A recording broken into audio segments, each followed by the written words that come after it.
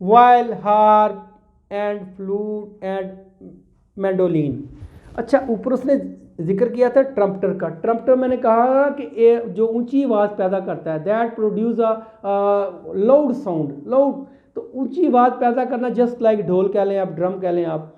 लेकिन सारे म्यूज़िक ऐसे नहीं होते। सारे मौसीकी के जो आलात हैं, मौसीकी के जो डिवाइसेस हैं, वो तेज़ साउंड नहीं पैदा करती। कुछ सॉफ्ट भी होती हैं, कहीं सॉफ्ट की ज़रूरत पड़ती, कहीं तेज़ की ज़रूरत पड़ती है।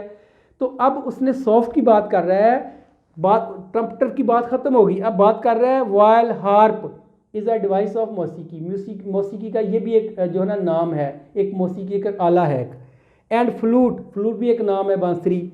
एंड मैंडोलिन, और ये भी एक तारों वाला साज होता है। ये 3 साज उसने यहाँ मेंशन किए हैं। उसने कहा ये तीनों साज जो है ना, क्या करना है इनको, आगे देखें। Made music sweet and gay, ये बात थी। मैंने बताया ना, these 3 devices are produce very soft and gay and sweet noise. इनका शोर इतना ज़्यादा नहीं होता जितना ट्रम्पटर का होता है। तो कह रहा है ये जो 3 नाम दिए, हार्प है, फ्लूट है, मैंडोलिन है, कह रहा है ये क्या करते, ये उस म्यूज़िक को स्वीट बनाते और गे बनाते। देखें, स्वीट और गे को एंड ने मिलाया है, एंड कंजंक्शन है, तो ये दोनों एडजेक्टिव हैं। तो स्वीट भी एडजेक्टिव है, गे भी एडजेक्टिव है, और ये तारीफ कर रहे हैं इन तीनों की। फ्लूट है, मैंडोलिन है और हार्प है। कह रहा है ये जो तीनों साज हैं, ये उस आवाज़ को सॉफ्ट पैदा करते हैं, स्वीट मिठास पैदा करते हैं, सॉफ्टनेस पैदा करते हैं। एंड गे कहते हैं शाद, खुश। गे कहते हैं शाद, खुश, प्लेजेंट। इनकी जो मौसीकियत है वो प्लेजेंट होती है और वो स्वीट होती है। क्लियर? 2 स्टैंडे हमारे ख़त्म हो गए हैं। इसमें एक दूसरी उसने म्यूज़िक के बारे में बात की है, म्यूज़िक के इंस्ट्रूमेंट उसके अंदर आए हैं। अब उधर आते हैं, तीसरा स्टैंडा है। If I were a lord of Tartary, अगर मैं ततारियों का बादशाह होता तो मैं और क्या करता। ये करता, I did wear a robe of beads. ये डिड है, एब्रीविएशन में लिखा हुआ है। आई डिड वियर, वियर होता है पहनना, फर्स्ट फॉर्म है वियर, वोर, वोर्न। पहनना, मैं पहनता, कपड़े पहनता। कैसे कपड़े? जो बादशाह पहनते हैं। जो बादशाह पहनते हैं वो एक ख़ास लिबास होता है, दैट इज़ कॉल्ड रोब। रोब पहनता मैं ऑफ बीड। वो रोब मेरा कैसा होता है ये खुद ही बता रहा है कि बादशाह के जो कपड़े हैं, जो ड्रेस ऑफ द किंग है, वो बादशाह का एक चोगा है, एक रोब है, एक लंबा कुर्ता है, और वो एक जो है वो उसके ऊपर बीड्स होते हैं। बीड्स मैंने आपको बताया था, बीड्स उसके किस चीज़ के बीड्स होते हैं वो उसने नहीं बताया। बीड्स कुछ भी हो सकते हैं, पर्ल भी हो सकते हैं, कोई और मोती भी हो सकते हैं। मोतियों से जड़ा हुआ वो होता। मेरा जो लिबास है उसके ऊपर मोती जड़े हुए होते। रोब, लिबास, बीड्स। बीड्स कहते हैं मैंने बताया ना आपको, मोती, पर्ल्स, बीड लगे होते। बीड कैसे होते वो भी उसने बता दिया है। And while white and gold and green they did be. अच्छा, उसने अपने लिबास के बारे में खुद ही बता दिया है। वो कहता है कि मेरा लिबास जो था वो उसके ऊपर वाइट रंग के और गोल्ड रंग के और ग्रीन रंग के जो थी ना, वो मोती लगे होते। 3 रंगों के मोती होते उसके ऊपर, और वो मैं लिबास में पहनता। And clustered thick as seeds. फिर वो कह रहा है कि वो जो मोती ऊपर लगे होते हैं ना मेरे लिबास के, वो ये नहीं कि एक मोती यहाँ दूसरा यहाँ, उनमें गैप ना होता, बल्कि इतने करीब करीब जुड़े होते जैसे उसने कहा सीड होते हैं। सीड्स कहते हैं बीज को। कभी आपने कॉर्न खाया हो, छली खाई हो, उसके ऊपर दाने लगे होते हैं, बीज होते हैं। कभी आपने सिट्टा और लिया हो, आपने कोई बाजरे का सिट्टा लिया हो, कोई और आपने चावल का आपने लिया हो एक पौधा, तो उसके बाद आपने गंदम का लिया हो एक सिट्टा। तो सारे सिट्टों को आप चेक करें। कभी आपने पोमीग्रेनेट अनार खाया हो, अनार के अंदर देखें अल्लाह ताला ने उनको इतनी तरतीब से रखा होता है दानों को कि उनमें फासला नहीं होता, उनमें डिस्टेंस नहीं होता, बिल्कुल साथ साथ जुड़े होते हैं।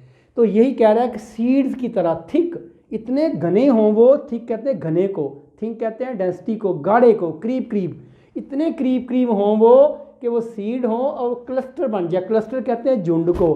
क्लस्टर जो है ना ये कलेक्टिव नाउन है।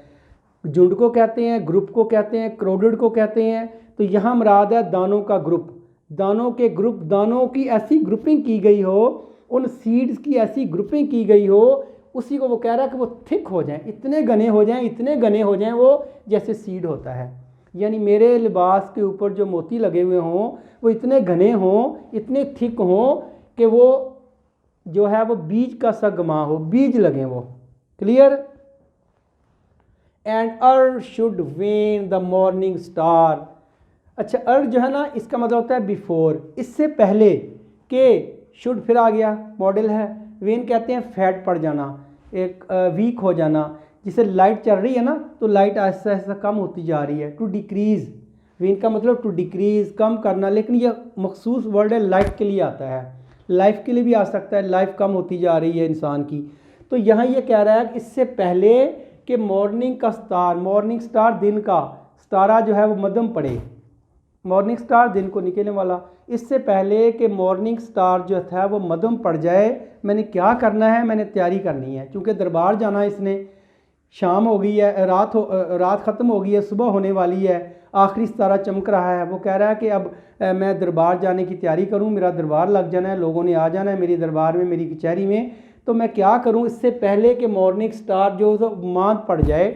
वेन होता है डल हो जाए, फेड हो जाए, विदर हो जाए, मांद पड़ जाए, डिक्रीज़ हो जाए, लिसन हो जाए, कम हो जाए, मॉर्निंग स्टारे की रोशनी कम हो जाए। मैं क्या करना है, I had done my robe and scimitar. अच्छा, ये हैड था, यहाँ डिड था। डन, चूँकि डन लगा ना, डन वर्ब की थर्ड फॉर्म है, हैड के साथ ही आती है ना। तो यहाँ डिड इसलिए था कि वियर था, वियर वर्ब की फर्स्ट फॉर्म है। एंड वो use first form of the verb with did, did के साथ फर्स्ट ही लगती है। तो कहता है मैं करना है, मैंने डन, मैंने ख़त्म करना है। क्या ख़त्म करना है, माई रॉब, मैंने अपना लिबास पहनना है।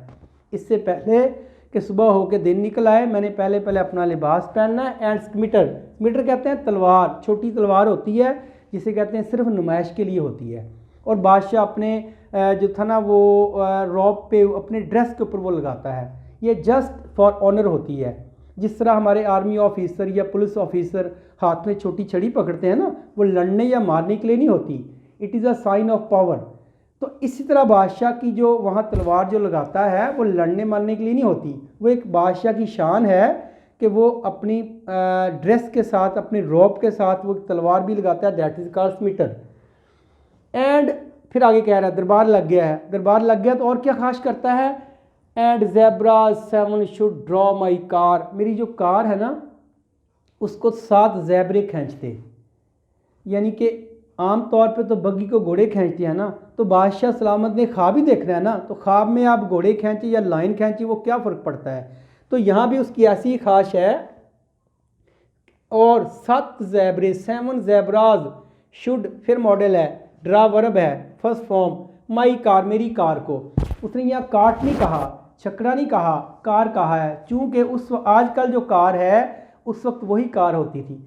यानी कि यूँ कह लें कि कॉस्टली तरीन जो उस वक्त की जो सवारी थी ना वो कार ही होती थी, जिसको उसने बता दिया कि 7 ज़ेबरा मेरी कार को खींचते, मेरे कार्ट को, मेरी बग्गी को, मेरी कोच को 7 जो ज़ेबरे वो खींचते। ये भी उसकी ख्वाहिश है।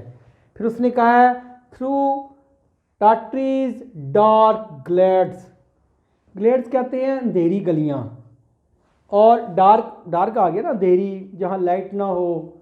और तातारियों की गलियों के अंदर मेरी बग्गी जाती, थ्रू होता है में से, इन ततारियों का जो कंट्री है, ततारियों के जो इलाके हैं, ततारियों की जो सड़कें हैं उसके ऊपर से मेरी बग्गी गुजरती। तो अब देखें वो जो रास्ते हैं, ग्लेड्स कहते हैं रास्ते, ग्लेड्स रास्ते या सड़कें, रोड्स, और वो डार्क हैं। डार्क इसलिए कहा गया है कि ये एक यूँ कह लें कि इसको मीठी छुरी से काटा गया है लोगों को। चूँकि ये लोग जब इक़्तिदार में होते हैं तो इनको लोगों की गुर्बत नज़र नहीं आती और इनको पता नहीं होता कि लोग किस हाल में रह रहे हैं। आपने एक स्टोरी पढ़ी थी, शॉर्ट स्टोरी थी, दी हैप्पी प्रिंस, और ऑस्कर वाइल्ड ने लिखी थी, बीए में है वो भी।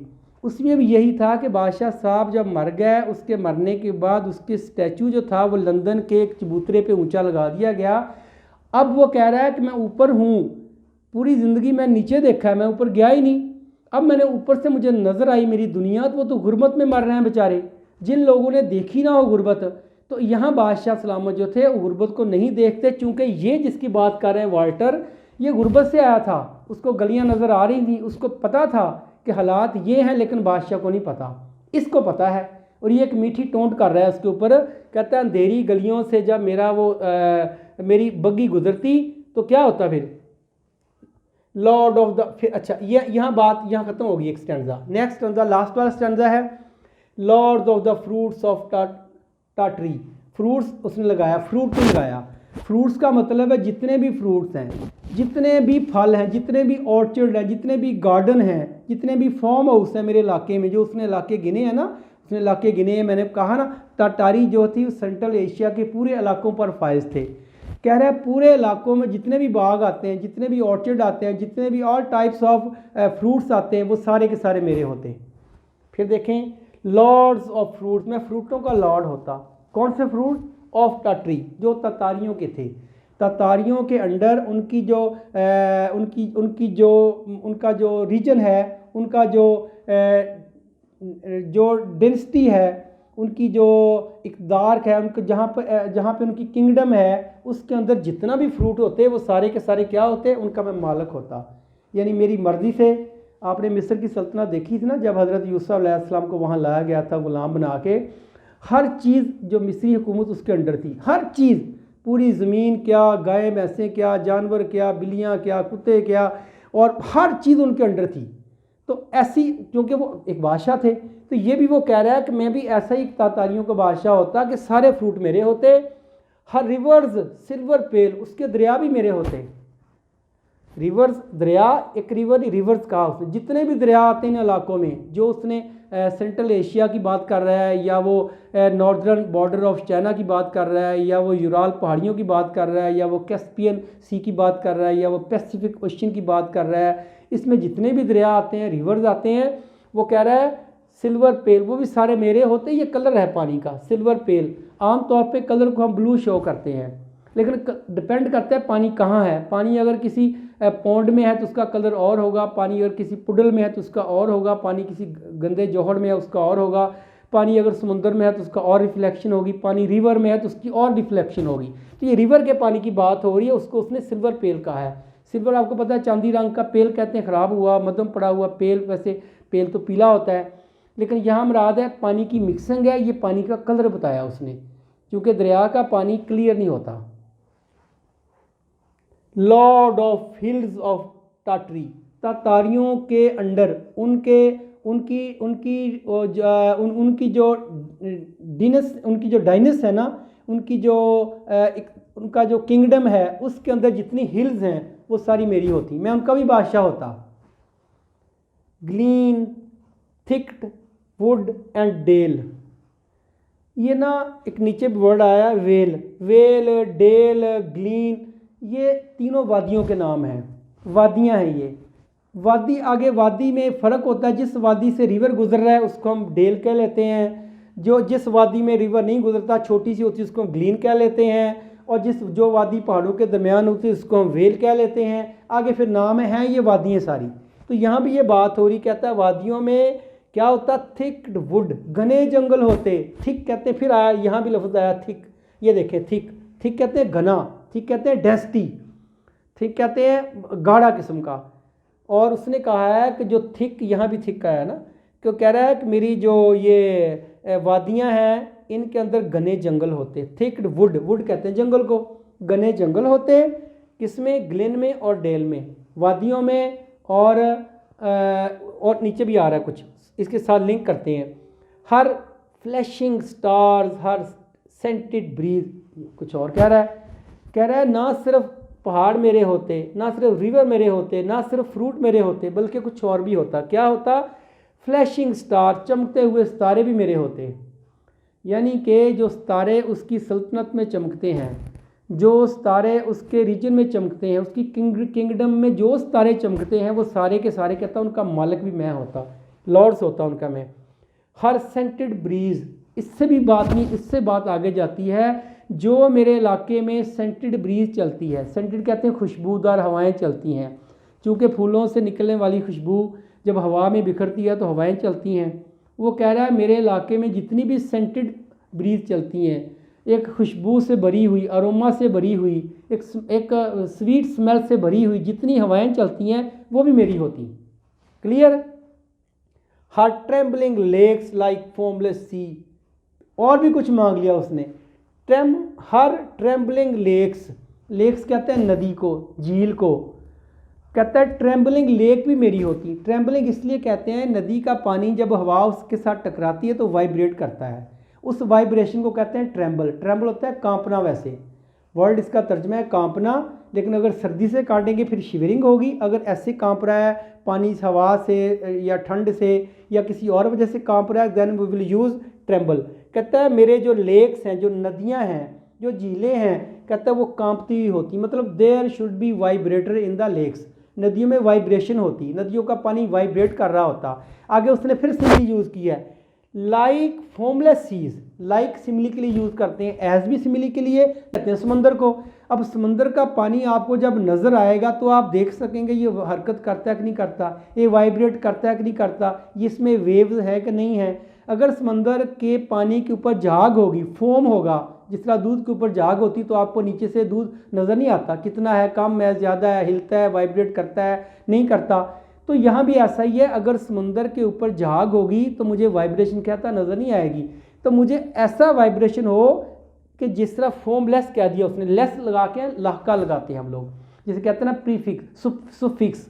सुफिक्स लाका होता है, उसने लगा दिया फोम के साथ, फोमलेस जिसके ऊपर झाग ना हो, वो समुंदर। उस समुंदर में जो वाइब्रेशन होती है, कह रहा है वैसी ही वाइब्रेशन मेरे लेक्स में होगी, मेरी नदियों में होगी, मेरी झीलों में होगी। क्लियर। ट्रेम्बलिंग होता है, मैंने बताया ना, वाइब्रेशन, कांपना होता है, लेकिन यहाँ आएगी वाइब्रेशन, और यहाँ फॉर्मलेस जैसे समुद्र में होती है। हर बर्ड डिलाइटिंग सिट्रन ट्रीज, यहाँ सिर्फ एक वर्ड आया है ट्रीज, बाकी सारे ट्रीज को क्वालिफाई कर रहे हैं। सिट्रन ट्रीज कौन से हैं? संतरे, माल्टे, किन्नू, इस फैमिली का वर्ड है ये सिट्रन। संतरे, माल्टे, किन्नू, इस फैमिली का ये वर्ड है सिट्रन। ट्री का नाम है। और उन ट्री में क्या होता है? बर्ड डिलाइटिंग, परिंदे जो थे वो चिरपिंग कर रहे होते, परिंदे गा रहे होते, परिंदों की जो स्वीट वॉइस है वो वहाँ टकरा रही होती। तो फिर देखें दरख्तों के ऊपर, सिट्रन के दरख्तों के ऊपर परिंदे चहचहा रहे होते, ये ख्वाब है उसका। इन एवरी पर्पल वेल, फिर वेल लगा दिया, हर पर्पल वादी में। पर्पल फिर कलर है एक, पर्पल कलर आप जानते हैं अच्छी तरह। हर पर्पल वादी में ये सारा कुछ होता। तो आपने देखा कि इसमें उसने एक ख्वाब है उसका, और पूरे ख्वाब को उसने इतनी अच्छी तरह से इंटरप्रेट किया है, उसको पता है पूरा तो नहीं होना, लेकिन ख्वाब तो देख लेना। ऐसी पोएम आपने एक और पढ़ी थी, कुबला खां, वो भी एस टी कॉलेज की लिखी हुई है, पढ़ेंगे नहीं पढ़ी तो वो उसमें भी ऐसी कुछ है कि वो भी ये ख्वाब देखता है, ख्वाब में वो एक महल देखता है कैसे तमीर करना है। तो ये इसकी पोएम थी। अब इसके क्या, इससे मैसेज क्या निकलता है हमारे लिए? What is the theme that the writer wants to give you, कि हमारी हर ख्वाहिश पूरी नहीं हो सकती, क्योंकि इफ़ लगाया उसने। इफ़ और व्हेन का भी एक अलग डिफरेंस है। इफ़ और व्हेन के ऊपर भी एक वीडियो आपको मिल जाएगी मेरी, उसमें इफ़ और व्हेन का डिफरेंस बताया गया है, बड़ा क्लियर बताया गया है। तो हम देखते हैं इसका थीम क्या है। इसके थीम की तरफ आते हैं। तो ये थीम है, the writer wants to spend luxurious life like kings. जो बादशाह, जो राइटर है वो बादशाहों जैसी शाहाना ज़िंदगी गुजारना चाहता है। But he can not turn the clock back, लेकिन अब वक्त को वापस नहीं ला सकता। वक्त गुजरा हुआ वापस नहीं आता, ना वो दोबारा आएगा, ना बड़ा होगा, ना बच्चा होगा, फिर वो कमाएगा, बड़ा आदमी बनेगा, फिर भी पॉसिबल नहीं है। अब कहता है बड़ा हो गया, वो ख्वाब देख सकता है, क्लॉक को टर्न नहीं कर सकता। Only dreams of royal and protocolled life can be seen. एक प्रोटोकॉल लाइफ जो है बादशाह की, उसके वो ख्वाब देख सकता है, बस और कुछ नहीं कर सकता वो, और वो देख रहा है। For the kingship he chooses the territory of Tartaries. कहता है अपनी बादशाहत, उसने बादशाह कहाँ का बनना है, इसके लिए वो जो तातारियों की किंगडम है उसको सिलेक्ट करता है कि मैं तातारियों का जो है ना किंगडम, तातारियों की जो सल्तनत है, वहाँ मैंने बादशाह बनना है। He wants to become the lord of everything। वो हर चीज़ का मालिक बनना चाहता है। He wants to become the lord of everything, हर चीज़ का लॉर्ड बनना चाहता है वो। He wants to possess over the stars, वो सितारों पे अपनी हुक्मरानी चाहता है। Scented breeze, एक खुशबूदार हवाओं पे अपनी इजारादारी चाहता है। लेक्स नदियों पे, वेल्स वादियों पे, vales dales seas and citron trees, सारों पे कहता है मेरी हुक्मरानी हो, ये मेरी मर्ज़ी के बगैर चले, मैं इनका लॉर्ड बन जाऊँ। लेकिन आखिर पे उसने एक जो है ना वो बड़ी अच्छी बात की है, उसने प्रोवर्ब लिखा है, उसने कहा है if wishes were horses beggars would ride, हर ख्वाहिश पूरी नहीं होती। So thank you viewers for watching my video till last, thank you very much.